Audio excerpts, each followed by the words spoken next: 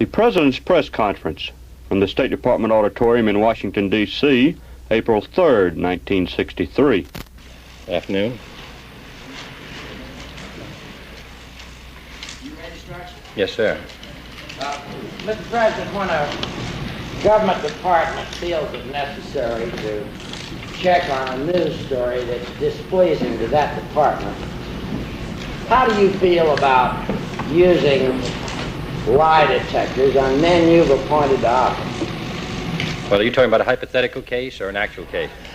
I'm talking about a case that started at the Pentagon but was called off today. No, well, I think that the case Secretary McNamara was asked to investigate how this Air Force document was put out to the press.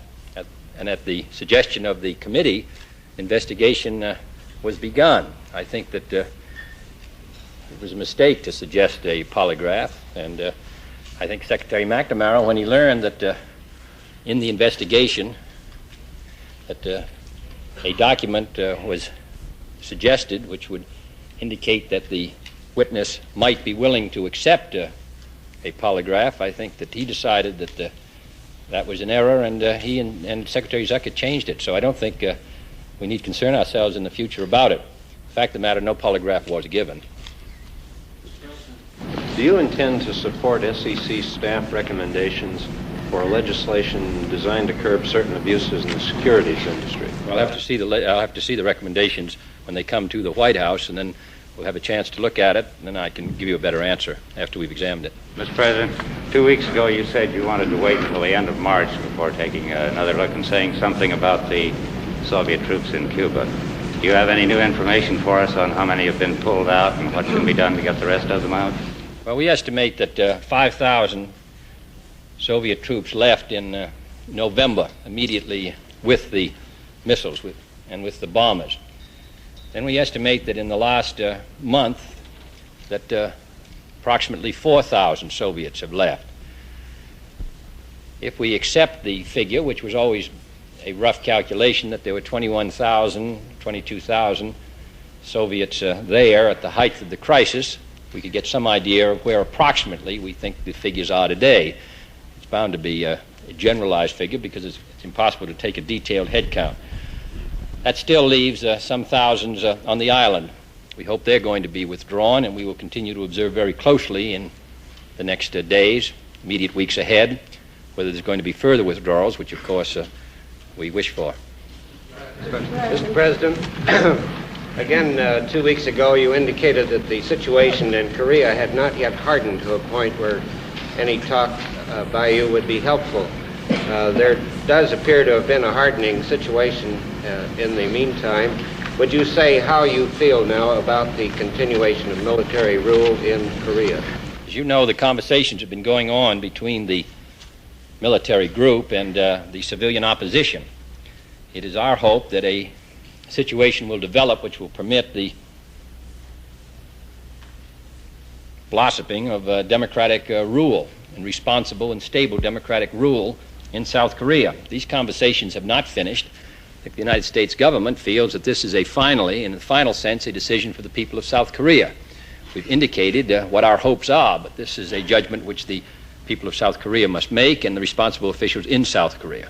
In any case, it is our hope that an accord will be reached between the military group, its chairman, and the civilians, so that we will see in the future a emerging pattern of democratic rule. But as of today, the situation is not clear. Yes, Mr. Lawrence? Would you be willing to discuss with us, sir, the political and military difficulties of preventing these hit-and-run raids by Cuban exiles who believe they are striking a blow for freedom?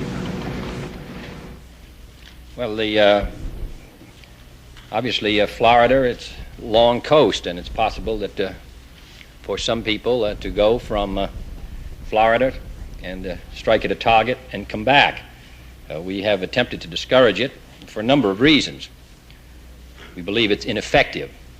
There was a raid conducted in Cuba, left around the 17th, I think, the evening of the 17th and 18th. It shot at a Soviet merchant ship as a target of opportunity.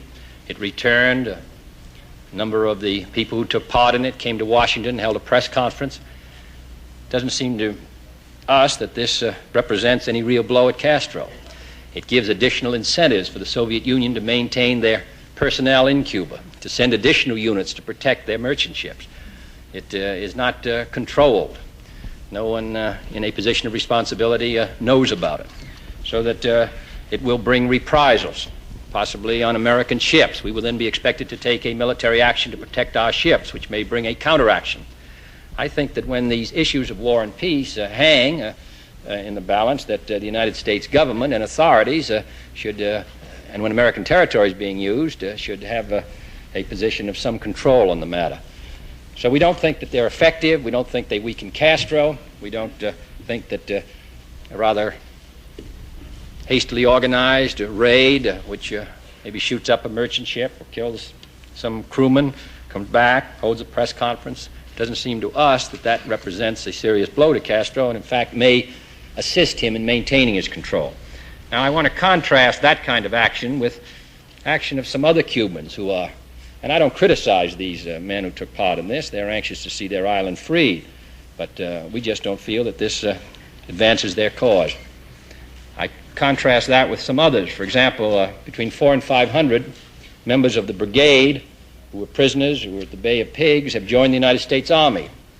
200 as officers, 250 as men who are now in training, and who I think will be very fine soldiers and can serve the common cause. The head of the commander of the brigade, Oliver, who is a Cuban, a Negro, got all of his marks 100 in joining the service. So I think there's a good many very determined, persistent Cubans who are determined that their island should be free, and we wish to assist them. We distinguish between those actions which we feel advances the cause of freedom and these hit-and-run raids which we do not feel advance the cause of freedom, and we're attempting to discourage those. 2 weeks ago, 6 Republican members of the Joint Economic Committee, House and Senate, wrote you a long letter of suggestions about federal expenditures, including a request that you establish a presidential commission on federal expenditures, somewhat similar to the Clay Commission on foreign aid. What would be your position on that suggestion? Well, I think we have the Bureau of the Budget, which oversees and gathers together all of the recommendations which we wish to make for programs. We then submit it to the Congress, the House and Senate. They finally appropriate the money. We do not. So that the House and Senate has its opportunities with its staff. The Appropriations Committee, we have probably the most effective staff in Washington for the amount of work they do and the men employed in the Bureau of the Budget. I'm very satisfied with this procedure. Mr. President, is it valid, sir, for the government to give a defense contract to a firm in order to keep that firm as part of the production arsenal of this country? And 2, did that happen in the case of the TFX award to General Dynamics? No, to the last part, in the first case, if it's a hypothetical case, I would say it would depend on the circumstance, how great the need is. Is it for a particular kind of tools which we might need in the case of emergency? I can think of cases where it would be valid. It has nothing to do with the TFX. Even though this is a new Congress, hasn't it, in its 3 months of life, made a very low record of accomplishments, and what do you think is the trouble? Well, I must say that I'm familiar with these stories in March and April that the Congress isn't doing anything. And I think this Congress is going to act on the major pieces of legislation. The House Ways and Means Committee is now considering the tax bill. The House Rules Committee reported out the bill for aid for medical construction and education today in the House. The Senate this afternoon is considering the transit bill. It will be considering in the next few days the Youth Employment Opportunities Bill. So I would say that you will see in April and May and June a good many important pieces of legislation coming to the floor. But I think that this is if I may use that word again, a rhythm of January and February, and then March, the stories start to be written about the Congress not doing anything in April, and then in May we begin to get some bills to the floor, and some are defeated, and then there are those stories about presidential leadership. So, Is there a lesson in the recent New York newspaper strike that might lead to the settling of labor disputes in this particular industry by means other than strikes in the future? No, I don't see it. I think that unless the unions and the employers are ready to accept compulsory arbitration, there's no indication that either would be. I don't see that we're going to be able to set up any mechanical operation which would stop a city strike. Now, a state may want to set up emergency procedures, which the federal government has in cases affecting the national health and safety. That's a state judgment. But I don't see any federal actions that can be taken. I do feel, looking at that strike could have been settled many days before it was, and conditions were quite similar to what was finally accepted. But neither side were prepared to take those actions which would have brought it to an end. But I don't see any mechanical changes we can make in laws which would affect the situation. Yes. Israel has been evidencing growing concern over the manufacture of missiles in Egypt, and unofficially has asked the United States to use its good offices with Bonn to discourage the use of German scientists in this endeavor. Can you tell us anything about that point? And secondly, can you tell us anything about Israel's request for more armaments from this country? Well, as you know, the German government itself has indicated its displeasure, and there's some question of whether it may be a breach of the law. The German scientists who are working on missiles, air engines, and airframes for the UAR. There are not a great number of them, but they are some of them. And, of course, they do affect the tensions in the Middle East. So I think this matter has been very strongly brought to the attention by the Israeli government and by other interested parties who are seeking to diminish rather than increase the arms race in the Middle East. Now, on the question of what military assistance we would give the Israelis, as you know, the United States has never been a supplier of military equipment directly to the Israelis. We have given economic assistance. The Israelis themselves have bought equipment, a good deal of it from France. We just have to see what the balance of military power may be in the Middle East as time goes on. We are anxious to see it diminished rather than participate in encouraging it. On the other hand, we would be reluctant to see a military balance of power in the Middle East which was such as to encourage aggression rather than discourage it. So this is a matter which we will have to continue to observe. We have expressed our strong opposition to the introduction of or manufacture of nuclear weapons in the Middle East, and have indicated that strongly to all of the countries. So we have to wait and see as the time goes on. At the present time, there is a balance which I think would discourage military action on either side. I would hope it will continue. Mr. President, General Eisenhower has taken a crack at the national budget. He told Charlie Halleck in a letter that he thought it could be reduced by about $13 billion. The general was especially critical of your space program. He said that there were enormous sums being wasted in that field. Would you care to comment? Well, I think that President Eisenhower referred us to Morris Stams, his budget director, for guidance. And I've examined that record. Under Morris Stams, this country had the largest peacetime deficit in history, took a $500 million surplus and put it into a $12.5 billion deficit, had the largest outflow of gold and dollars in our history, 1959, about $3.9 billion. We had two recessions, 1958 and 1960, and we had the highest peacetime unemployment, 1959, since World War II. That's not a record that we plan to duplicate if we can help it. Now, secondly, the United States Congress almost unanimously made a decision that the United States would not continue to be second in space. We are second in space today because we started late. It requires a large sum of money. I don't think we should look with equanimity upon the prospect that we will be second all through the 60s and possibly the 70s. We have the potential not to be. I think that having made the decision last year that we should make a major effort to be first in space, I think we should continue to do so. Now, President Eisenhower this is not a new position for him. He has disagreed with this, I know, at least a year and a half ago, when the Congress took a different position. So he's not, it's a position I think he took from the time of Sputnik on, but it's a matter in which we disagree. So I think it may be that there's waste in the space budget. If there's waste, then I think it ought to be cut out by the Congress, and I'm sure it will be. But if we're getting to the question of whether we should be reconciled ourselves to a slow pace in space, I don't think so. This administration has concentrated its attention since it came into office in strengthening our military. That's one of the reasons why you could not possibly put in the cut which has been recommended, $9 or $10 billion, without cutting the heart out of the military budget. The fact of the matter is, when we came into office, we had 11 combat-ready divisions. We now have 16. We increased the scheduling on Polaris nearly double per year. We've increased the number of planes on the 15-minute alert from 33% of our strategic air force to 50%, and in a whole variety of ways. In the Navy, we've added about 46 vessels. We've strengthened ourselves. Defense and space. The fact of the matter is, in the non-defense, non-space expenditures, we've put in less of an increase in our 3 years than President Eisenhower did in his last 3 years. I'm concerned that we may not be putting in enough, rather than we're putting in too much, because the population of this country is growing, 4 million people a year. So that I think that we ought to go ahead with what we're talking about. We ought to have effective, tight budget control, which we've tried to have. The Congress may be able to improve on it.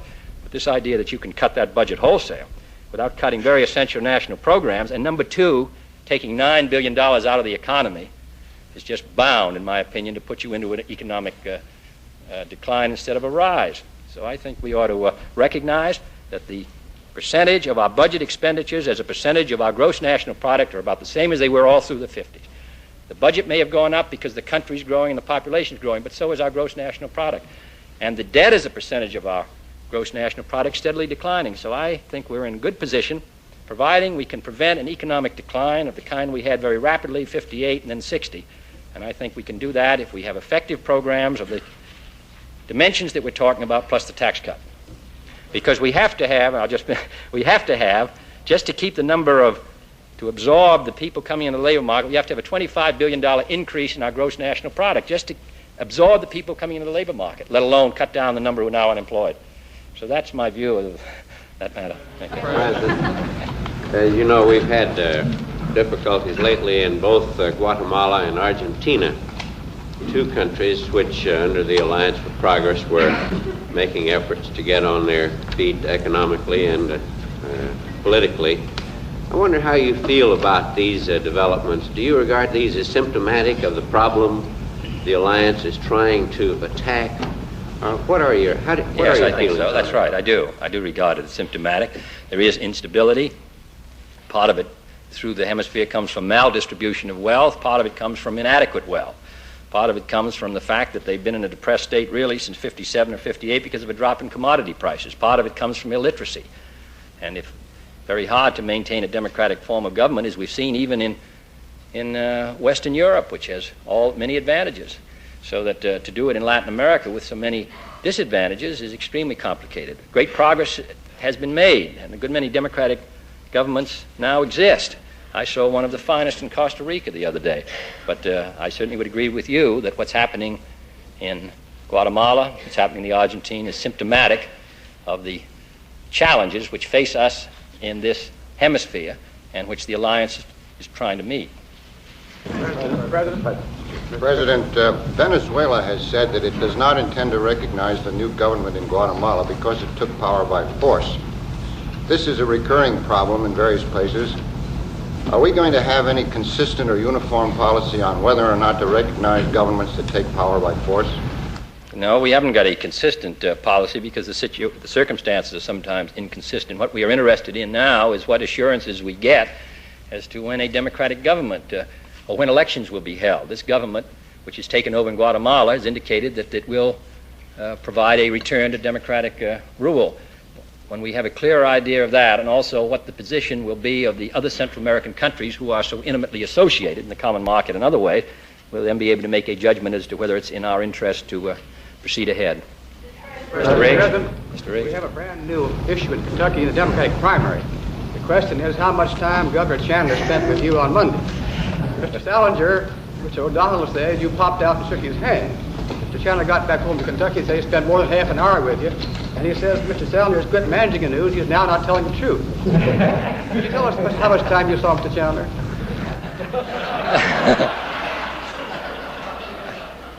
Well, I've never attempted to. Governor Chandler called up and talked to, I think, Mr. O'Donnell on Monday morning.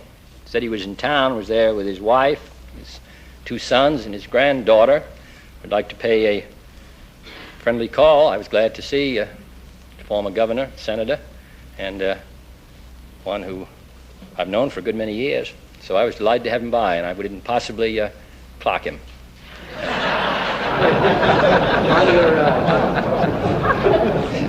On your trip to Europe, there have been a lot of rumors about other cities than Rome and Bonn and Berlin wanting you to visit them. And I wonder if there's anything you could tell us now about what other cities you might visit, possibly London or even Paris, and also if you could tell us when you might be going. No, we have no plans to visit London or Paris, and we will be going, I would think, the last half of June.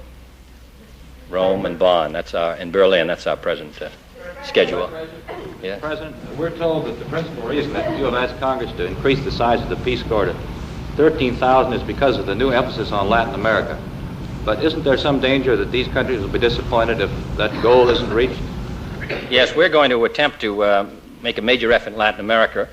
I would hope that in the Peace Corps, I would hope that this month, where we must really get our applications for the summer, when most of the students will be available, I would hope they would put their applications in April. We need nurses, teachers, those who are knowledgeable in the mechanical arts, liberal arts school graduates.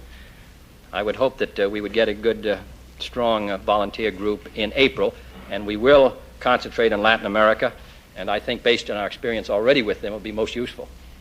Mr. President, tomorrow we'll start hearings in the Senate on the new Foreign Service Academy.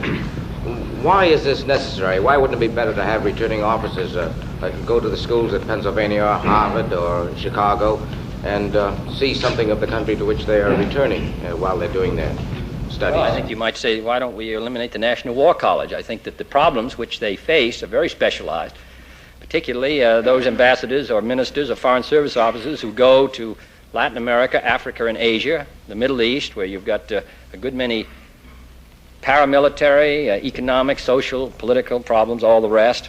And I think that we need, and the Foreign Service Institute has indicated a response to that need, but we need a much stronger service in the same way we need the National War College. Now, that doesn't mean that some students may not continue to go to the places you name, but I think we need one here in Washington, which is directly tied to the work of the State Department, particularly the work in the areas which I've described, where an ambassador, I saw Mr. Ambassador Gullion this morning from the Congo. When you think of the decisions, for example, which our ambassador in Guatemala must now make, our ambassador in South Korea must have made over the last 3 weeks, and we depend heavily, of course, on the judgment of the people there, the judgment that our ambassador in Laos has had to make over the last year, the judgment of our ambassadors in Pakistan and India. These are the most important, significant, the judgment of our ambassador in Yemen and Saudi Arabia.